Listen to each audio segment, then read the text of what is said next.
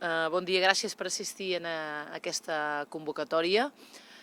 Estem dibuixant i explicant quin és el projecte per la ciutat de Girona, i en aquest dibuix d'aquest projecte de ciutat hem explicat diferents mesures. Una d'elles és una regidoria de benestar emocional, també creació de xarxes d'acompanyament per persones que pateixen violència masclista, o mesures per fomentar l'ús del català amb l'elaboració d'un mapa d'usos lingüístics a Girona, i també fomentar el contingut audiovisual en català. Però avui volem parlar de seguretat. En aquestes setmanes d'escolta intensa, amb associacions, amb veïns, amb entitats, una altra de les qüestions que ens plantegen és com abordem la seguretat, quina proposta fem de seguretat des de Junts per Catalunya. La proposta de seguretat per nosaltres també és important, és primordial, és bàsica, perquè la seguretat és un pilar bàsic per la democràcia, per l'exercici dels drets i llibertats. En aquest sentit, abordem la política, la proposta de seguretat amb una mirada moderna, una mirada integral. No hi ha compartiments estancs en seguretat, amb una mirada de proximitat de 360 graus.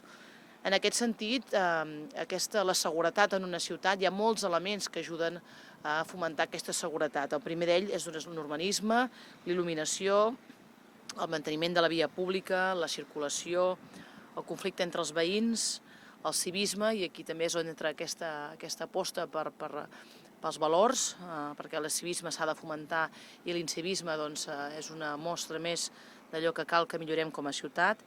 I també ens cal molt en aquesta proposta de seguretat treballar des de la proximitat, treballar des de la formació, des de la prevenció, la coordinació i la proximitat.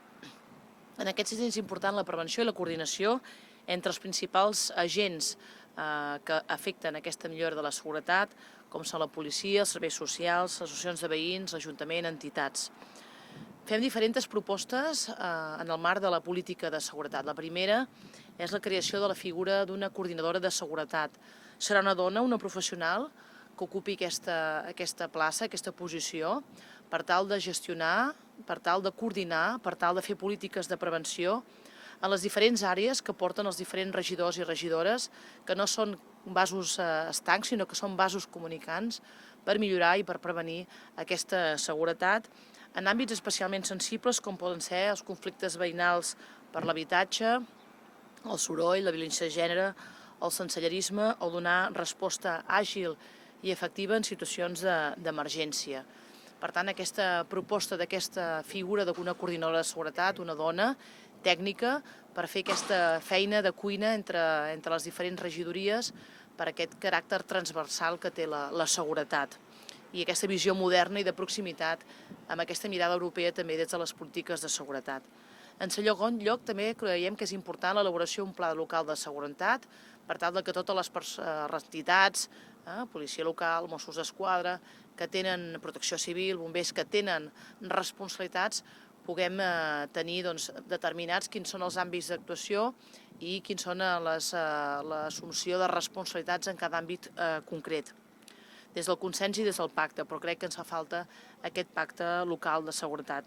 En tercer lloc, hem de millorar la coordinació entre la policia municipal i els serveis socials, i a través també d'aquest pacte, d'aquest consens, creiem que hem d'augmentar la plantilla de la policia municipal i dels agents cívics, hem de modernitzar el cos de la policia municipal per tal que sigui més eficients també amb aquesta tecnologia, amb aquesta informatització, amb aquesta digitalització, el propi funcionament i l'organització del cos actual de la policia municipal, i hem de continuar augmentant el parc mòbil. També recuperarem la figura dels agents tutors, els agents de mediació comunitària i d'oficina d'atenció a la víctima.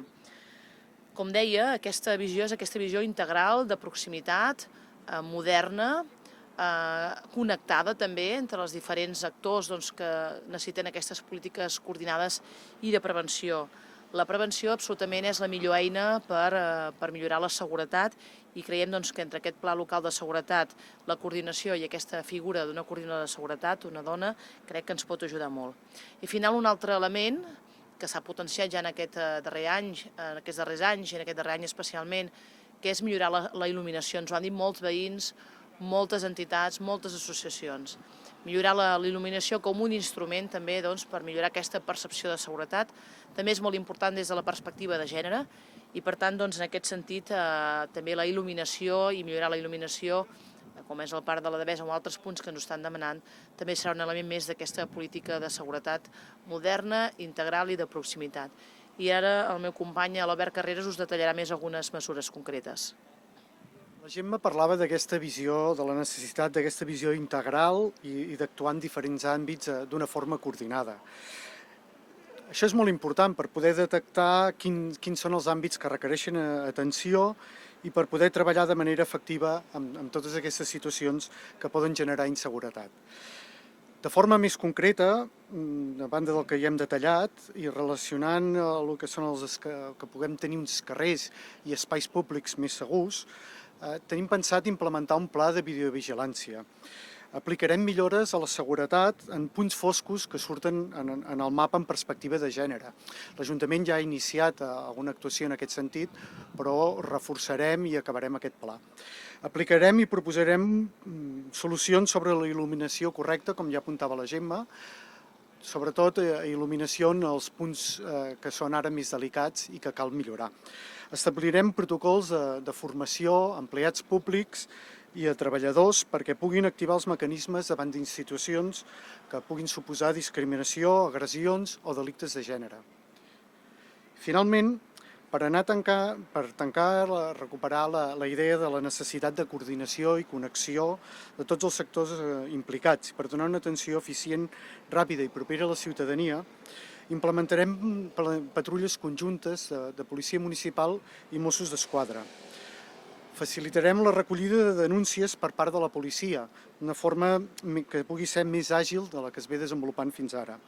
L'Ajuntament de Girona assumirà una plaça d'aparcament per als advocats que tinguin a la comissaria de Mossos en aquells casos de violència masclista. En l'àmbit de protecció civil, pensant en casos de desgràcies naturals, com va ser el Glòria, es farà un pla de comunicació de crisi dirigit a la ciutadania, que s'activi en circumstàncies especials com la que he apuntat, o com temporals, inundacions o qualsevol altre tipus de desastre natural com els que hem patit. Augmentarem els recursos per a l'associació de voluntaris de protecció civil, dotant-los d'un local i un nou vehicle. També signarem convenis amb empreses privades perquè s'activin de forma immediata protocols en casos d'incendis, inundacions o altres situacions d'emergència. I relacionat amb l'habitatge, una incidència que afecta especialment en casos d'ocupacions delictives, afecta a la convivència ciutadana, presentarem un protocol de gestió d'ocupacions conflictives d'aquests habitatges i incidirem especialment en això.